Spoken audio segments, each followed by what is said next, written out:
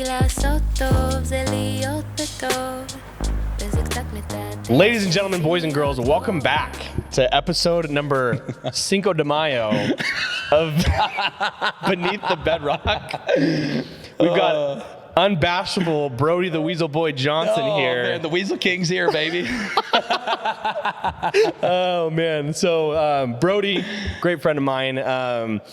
And we just had a little conversation of how do I introduce you? And Brody does real estate, but really what I would say his title is of his career, his profession, his duty to this world is connector consigliere. Whoa, that's pretty powerful. You like that? Yeah, that saying nailed it, you know? I have a pretty good network. Not like Brody's. Oh, geez. So this guy always has a story. He's entertaining to be around, and this is why people connect with him so easily. So I want to have him on here to kind of tell us his own journey. But I'll let you kind of introduce yourself too. Tell us just a quick little intro about yourself. Well, so basically, I grew up in Montana.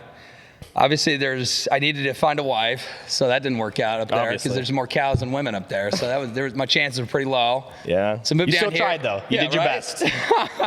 So I served a mission. That was good. That was in Colorado. And that's actually a little part of that actually contributed to me getting into real estate later on. Finished up high school over in that Spokane, Coeur d'Alene area, and then moved down here post mission and got in. I helped expand a restaurant brand, R&R BBQ, if you're familiar with that. Are we familiar with R&R? We freaking love that. Yeah, we know. Keegan has some good stories. I was telling him. Anyways.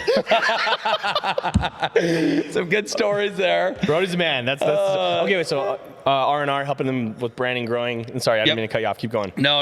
And so I did like front of house stuff, and I was really big on the culture. And in fact, kind of funny little side note there. I mean, I had more reviews than anybody else amongst all the brands because it's owned by a private equity group. Okay. And so the private equity, the founder of the company, is the one that brought me in, which is really cool. So that's awesome. An honor. He called me up. He was like, "We need you down here to help get this thing going." I said, "Sweet, let's do it." So I started store number 2, and I think I left when they were at store number 10 or 11 for that.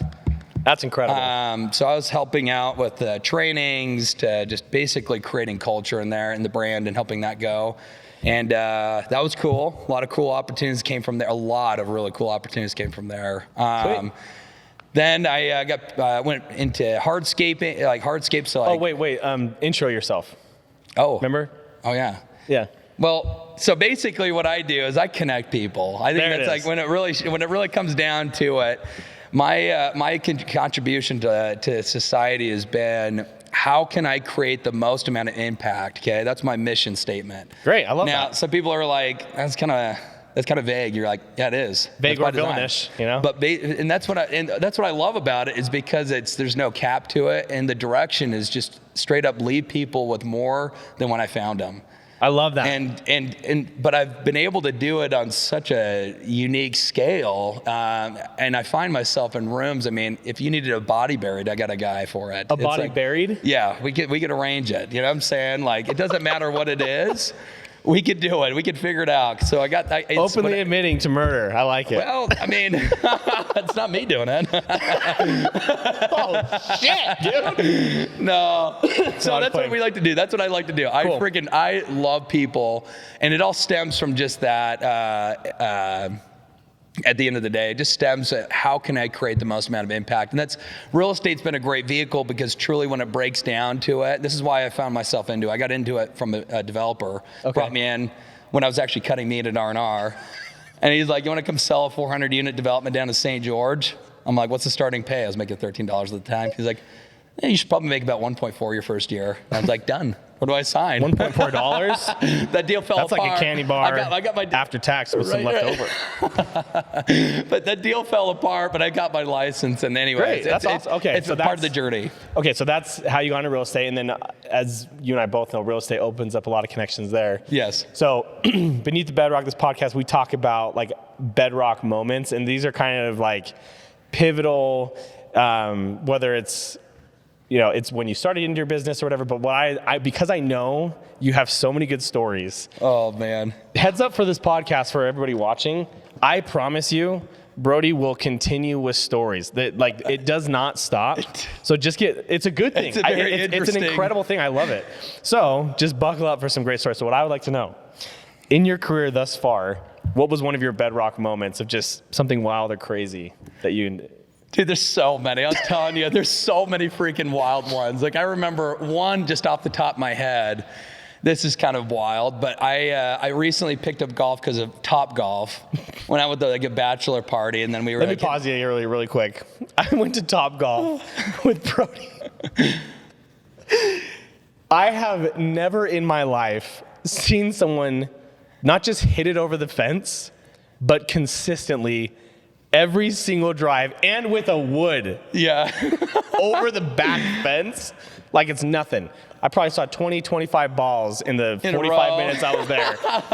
And he's so nonchalant about it. He's like, yeah, and I'll probably get just, hit it over. Yeah.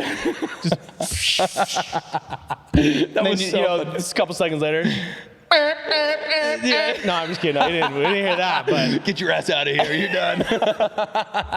So I already love that this is starting off with Top Golf because the one experience I've had with you at Top Golf was unparalleled, bar none. I had never seen anything like it. So please, sorry. That was so Continue fun. your story. Well, that's how it started. I was like playing. This is backstory a little bit. So we played Top Golf at this bachelor party. I was ripping him over the back fence, and I was like, man, I love this because I have a baseball background.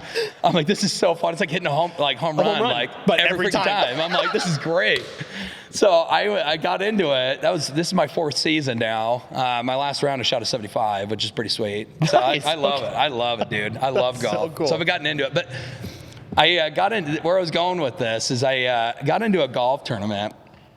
And this golf tournament, just casually signs up for a golf tournament. Dude, it's fun. I got invited. This buddy of mine invited me to go to this golf tournament, and it's a big, like the buy-in was like 10 grand. Okay. And I'm like, so it's all C-suite executives. Like it's pretty sweet. So like it's really cool. Sweet. It was freaking dope. It was one of the greatest experiences. Like S-U-I-T. It was sweet. Oh, it was sweet. Dude. It was C-suite, dude. Yeah, C-suite. I had to walk you to get there, but we made it. Oh, we made it. We made it through the door. I'm a little slow. That's that extra chromosome, you know? So I played in this tournament. We ended up winning. And I'm like, no freaking way, dude. We won the freaking tournament, And this is like season, 2 for me? My 2nd season of golf ever. And I freaking was like, no way. So we get into this. So we win. I need to pause. I just need you to pause for a second. Dude. And I got in for free. I got in for free, dude. It's a 10 grand buy-in. There, people are like, wow, this is impressive. Like, what do you do? Picks up golfing from Top Golf to start. And within your 2nd season, goes to a tournament and wins. It was freaking dope. What is life for you? It was so fun, dude. It's just Adderall and Red Bull, dude. We just slam it and go for it. The full send, Slam it baby. and go for it. This podcast here is sponsored by Red Bull and Adderall. Slam it and go for it. You just never know what happens, dude. It's kind of a full send. My life is just a full send. So we win this tournament. I go into the clubhouse, right? Because they give you credits, like money after, and so you get to go spend into the clubhouse. Bump into a buddy that's a big wealth management guy, manages some big ballers out of Salt Lake. Okay. Really freaking cool because they sponsor the tournament. Okay. And anyways, invites me up to the country club up in Logan, and I go play with them. Ended up running into the manager of a bank and all these like really high-end tax level characters. And dude, I'm now a part because of that. It's rolled me into part ownership of a huge 1,411 unit development, plus possibly some other big retailers that you guys are familiar with. And that came from that one random secret, dude. It's coming out, dude. It's coming out, dude. So I'm excited. But anyways, that's awesome. That's random. Like that's just like a random thing from a round of golf, dude. I got invited, and what's so funny is the guy that invited me, I wasn't even on his team. So he invited you, and then you beat him. Yeah, and so going up to the podium was like one of those that gave him a smile and a look and a nod, like yeah. Hey, thanks for the invite, loser. He's like, and he was so funny. He's one of my really good friends, so it's hilarious. So it was one of those man. Anyways, great experience. But that was one of those moments of like big moments in the career. I've had some of these like, I got This is another weird one. This is kind of a fun one too. Yeah. I love it. Just I told you they'll just keep coming. I told you they'll keep coming. So when we connect, like connecting, right? I have a buddy of mine that we met. I met him at a dorm in BYU like forever ago. He wasn't even a student. It was just, and I wasn't a student either at the time. It was just really random. We got invited to a buddy's over there creeping, dorm. huh? Yeah. So we met. We were hanging out, and anyways, full story.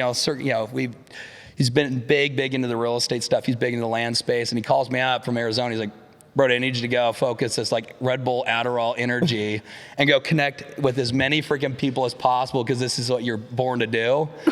Down in Miami at a private airplane hangar at the Trump Doral Hotel and the whole works. Like, I need you to just, he's like, I need you to go raise some crazy money. And we had like $800 steaks to, you name it, dude. It was nuts. Like, it was a crazy experience. And they're like, it's all on us. I'm like, this is insane. So I go down there, and I'm literally texting a buddy of mine that's big 35-year vet in the oil and gas space right now, like from that engagement down in Florida, and like we're like, I've been in works of negotiating large, $300 million plus unit like resorts to, I mean, you name it. That's and amazing. it is like random, and this is just how it works. Like the random, it just is compounding and why do you think it comes value. to you? Why do you think you get these opportunities and maybe other people don't see it as often as you? Here's the secret, is like I have a ratio of what I try to do. I try to deposit at least a minimum of 8 to 9 times before I make a withdrawal on someone. So what I actively do, and this is kind of like, I have a philosophy on how I actually communicate. Okay. And I'm consistent with it. I've been able to actually break it down. There's 3 things that I do very, very effectively. One, I start with a piece of humor or a compliment. Okay. So psychology, they want to, like, everybody's got a wall and they're ready to smack you, right? So I break that wall immediately. Okay. 2, then I will then connect with them and establish common ground immediately, as quickly as I can. So that way I'm relatable. I can connect with these people, and then they I've already lowered the barrier. Right, yeah. But now it's like, now I'm relatable, and they actually want to engage and connect with me. Mm-hmm. And then my last thing I like to do is, in that same process too, I try to identify problems or, something that I could add some value, right? And then the last thing that I do is I close with or leave with some sort of piece of value. So leave with value. So it's, compliment or humor, establish common ground, provide value. So if it so happens to be real estate, boom, that's great. If it so happens to be their favorite ice cream spot, boom, it's an ice cream spot. It doesn't matter what it is. As long as I'm leaving them with a piece of some sort of value and I consistently do it, that's been the recipe. And that single recipe right there, formula, has got me to some of the most extreme wealthy billionaires. I mean, one of the guys down in Florida he's worth, rumor has it, he's worth over $100 billion. So, wow. I mean, that's just for what it's worth. I mean, those circles, they've gotten bigger and bigger, and it's just been getting crazier as it's gone. But it all stems back to what I do, and it's just that level of the way I communicate. But then it's all the foundation of all of this is you got to have a true, genuine intent and care about someone. Mm-hmm. And I do it for everybody. I don't care if it's the janitor. Yeah. I mean, for the example, I'm not someone that boasts about stuff like this, but the homeless guy, I went over and just talked to him and 3 homeless guys, gave him some cash and said, I need you to go return the favor to someone else, return the good. Sweet. That's all I ask. I don't ask it for anything more, but that's what I like to do. Talk to them, got their story. It doesn't matter. Like, you treat the most executive $100 billion guy just like the homeless guy I was talking to the other day. Like, nothing changes. Mm-hmm. I don't change, but I try to do the same thing. I use the same method across the board. Dude, I love that. That really resonates with me because I had a business coach a couple years ago that I was working with, and one of the first things that he kind of ingrained in me is we're all human. Yep. Everybody's a human being. It doesn't matter if you work at a gas station or if you own the gas station. You're still human. You're still going to die. You still have your own shit you deal with in your own life. Nailed it. And honestly, I think that's why you and I have connected so well, is because of having this similar understanding of mm-hmm. Everybody's the same. Nobody's above anybody else. And it's cool because I have noticed, and I don't know if it's similar for you, but when I've also kind of been in these circles of more high net worth individuals, they are much more real and down to earth more often than not. Nailed it. And when you treat them like just a regular dude, like how you treat one of your friends, they act like one of your friends. because it's just the friendship that actually matters. You nailed it. People don't give a shit. No, nobody cares. They just care about how they feel with you and what you get, that energy and how much you care about them. Like your aura. You That's said energy is a great word. Nailed it. You nailed it. And here's the thing too, is there are some who do care. Those people do exist. Yeah. Best part is when you see that, deuces. I don't need to be around this. This guy's a tool bag. Get out of the way. It's like, I'm never rude, but it's just like, okay, I see this. I wish them the best. I'm going to focus this energy that I want to bring into someone who wants to receive it. 100%. I've fired clients. I had a client that was like, it was going to be well over 2.5 million in total sold volume. And I told them to go kick rocks because they were total jerks. There you go. I was like, it's not worth my time or effort or energy. I'm like, I tried to be nice and work around it. And then I was like, dude, this is just not worth it. I cut ties and I'm like, just not worth it. And then I reinvested into time where people are like genuinely like really excited to be with me. And it's a better experience for everyone. It's exactly right. Yeah. It's exactly right. I don't want to work with people that don't want to work with me. No. And it's, I didn't mean to cut you off. Keep going. No. That's it. Yeah.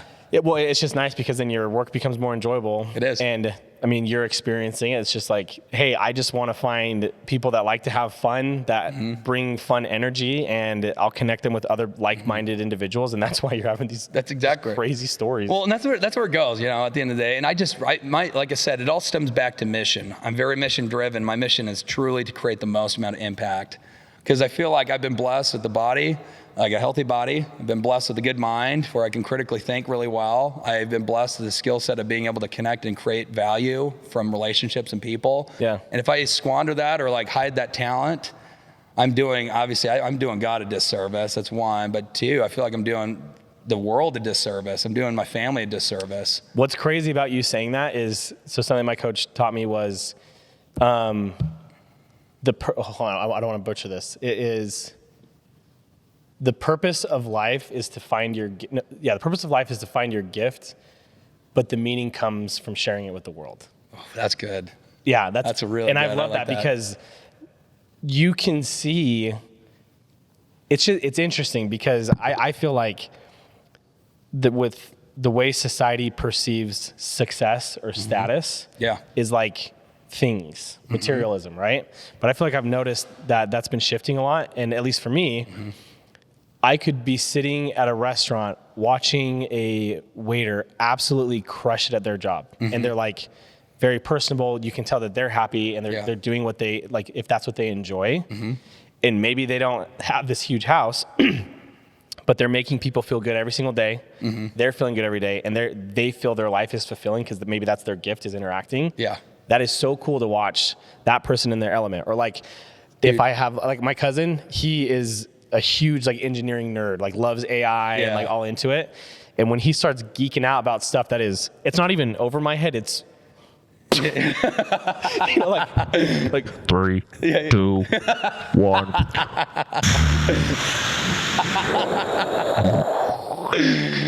You're the most animated man I've ever met in my life. It's been like that since day one, bro. But I know you know what I mean. It's just, it's so cool watching people be in their gift doing their thing. Yeah, I literally pulled a kid aside literally on, was it Saturday?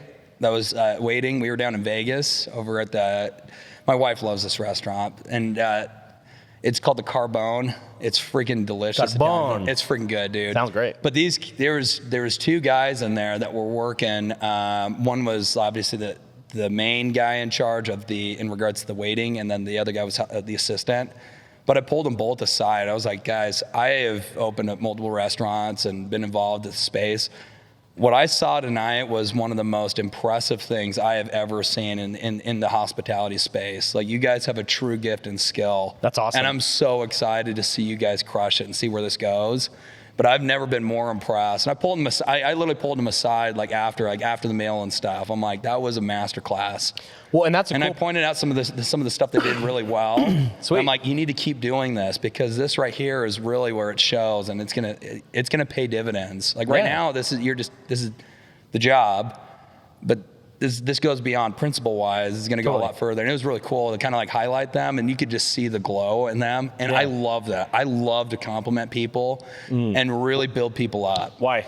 It's a high for me. Yeah. It's a dopamine hit that I get, and I just love seeing people just genuinely changed. Yeah. Like, I love that. Good. Now, Keegan knows this, but it's been like this from the beginning. I've always been geared this way. I've always said Brody is the #1 hype man, and that was why I was excited to get him on this podcast.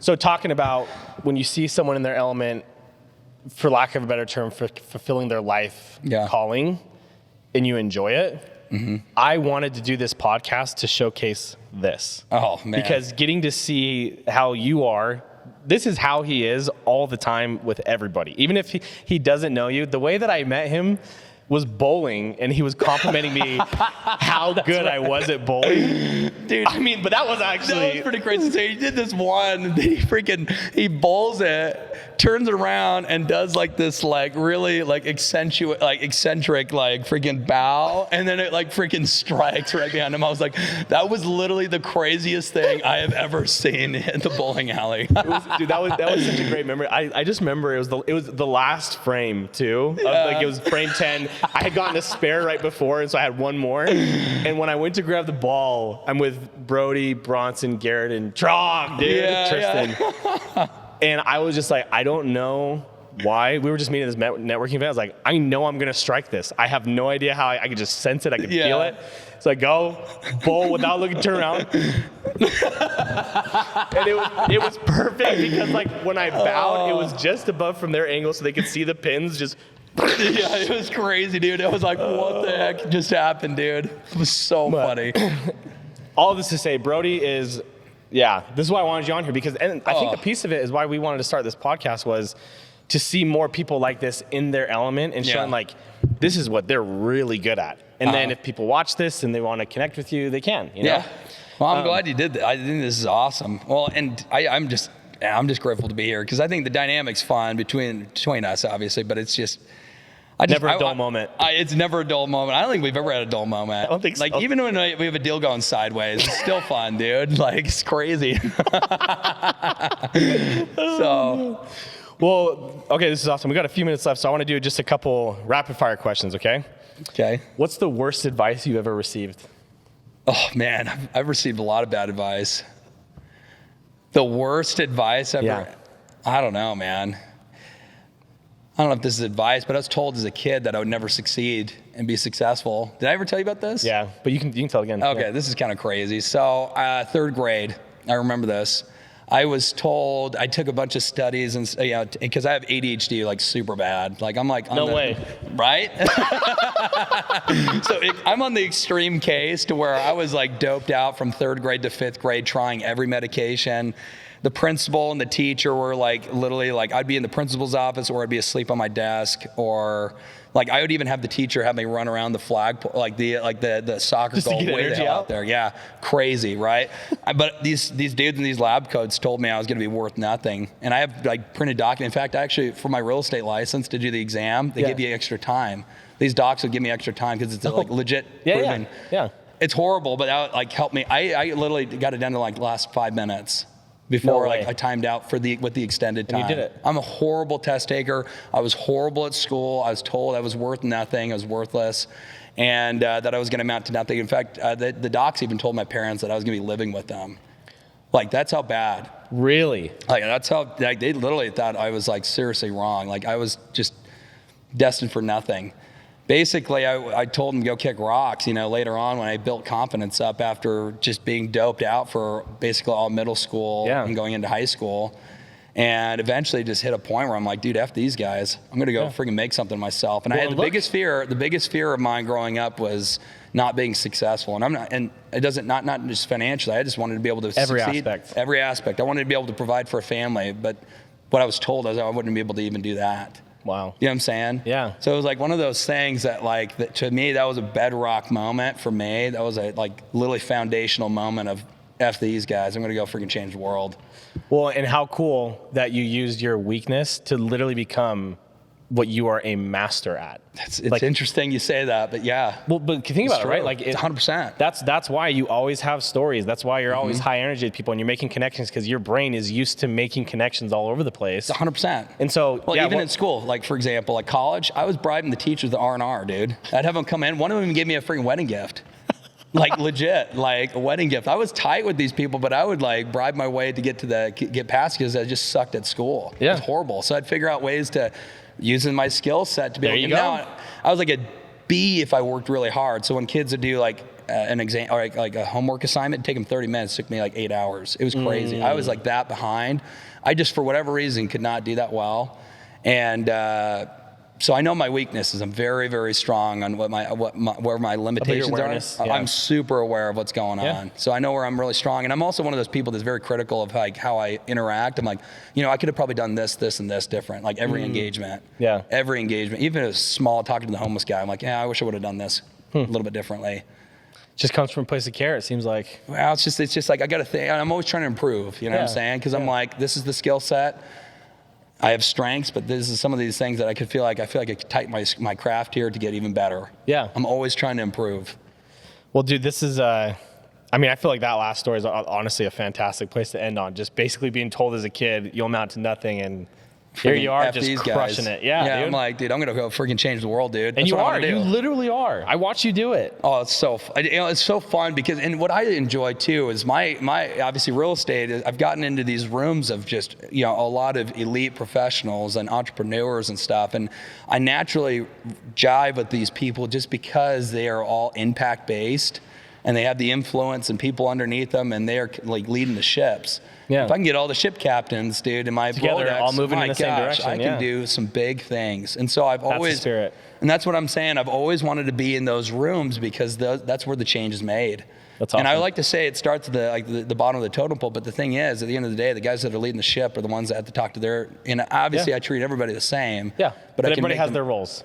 But back to that mission statement, if I can go where the source is, where all the influence is, and then create, to make the change with the influence there, and then work, to the masses. Love it. All right, so if everything we talked about today, if there's one thing that viewers could take away from what you've said today, what's the one thing you'd want them to take away? I'd want them to take away the rest of the formula that I use to communicate, and that's one, lead with compliment or humor. I don't care if it's like you go talk about their shoes. Yeah. People love shoes, right? It doesn't matter what it is. You're going to figure out what these guys get passionate about. And if you can get really good about complimenting people, you're going to be able to get into some rooms that you'll never believe. Mm-hmm. If you can relate really well, so like Keegan, you're great at this by doing a bunch of experiences and stuff. You're the most unique character because you do so many random ass things, but it makes you so relatable to such an audience. And I'll even use people that, like, for example, I'm not a surgeon, but I'm working with an orthopedic surgeon. Right? Yeah. And I can learn things that he's telling me about his work, and I can relate it to a conversation that I'm having. I've heard this. I've heard this before. Yeah. What are your thoughts on this? Like it's just, and it gets more, and it elevates and gets more and more crazy. So anyways, with that said, so lead with compliment or humor, establish common ground, so be relatable if you can effectively, and this is where it gets more in depth, but you figure out some problems or maybe some holes or things that they're leaving on the table that you're like, here's the solution for, and that's when you lead with, you follow, you close with, add value, lead with value. And expecting nothing in return. Expect nothing. You keep making deposits. Yep. And kind of one more thing to piggyback off of this. When I get into funks, that means I'm really turned into myself. Yeah. I notice that every time like clockwork. If I'm not making progress with anything and things are kind of just in a standstill, I just need to go serve. It's the strangest thing, but man, if I you say you need to go to serve, is that what you said? Yeah. Dude, the Wild team's gonna be pissed. No, I was gonna say though, if I don't serve, like that is my recalibration. Yeah. I need to go out. I'm being too selfish. Yeah. I need to go out and serve, make an impact, and when that kind of recalibrates, and then when you put good things out, good things come in return. I live by that philosophy, tenfold. And I mean, you're gonna get burned. Yeah, you're gonna get burned. But you have to accept that it can happen. And then you can't get too bummed out or bent out of shape for it. Yep, dude. I told you I was gonna figure out some way to use the music today. I think you'll like this. Okay, I'm gonna play. I think you're ready for this. This is a song that I've heard recently. I've been very much into, like, I'll be honest, it's like pothead beach music, but it's very relaxing. You're gonna love this. Okay. So right here.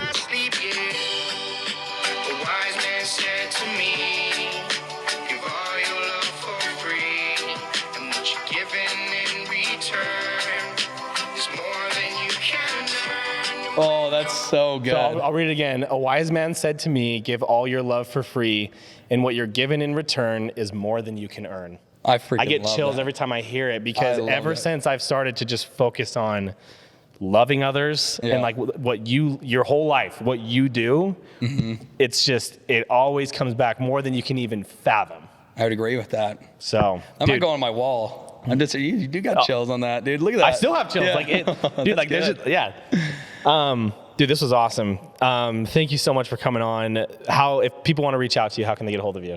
Dude, honestly, I think Instagram's a really good way, but I think it's probably my favorite way to get connected with. And if it's not Instagram, it puts a name to a face. Yeah. But obviously, it's pretty easy to find me. Like, you know, somebody knows Brody somewhere. You'll probably hear me. If it's in the mall, you'll hear my voice. You know, it's so funny. Like, I went to this dessert place, and because my wife loves lava cakes there, and so I go in there. It's kind of my way of depositing good to my wife. Yeah. So I've gone there enough to where, like, when they're in the back and they know when I walk in, they can hear me on like a phone call. They're like, "Oh, it's this guy again," you know. And the lady at the cash register told me, she's like, "Your voice is the most distinguished like voice." Like, I'm like, dude. So you'll probably hear me somewhere. That's probably a good way to get a hold of me. Okay. Just call out, Brody.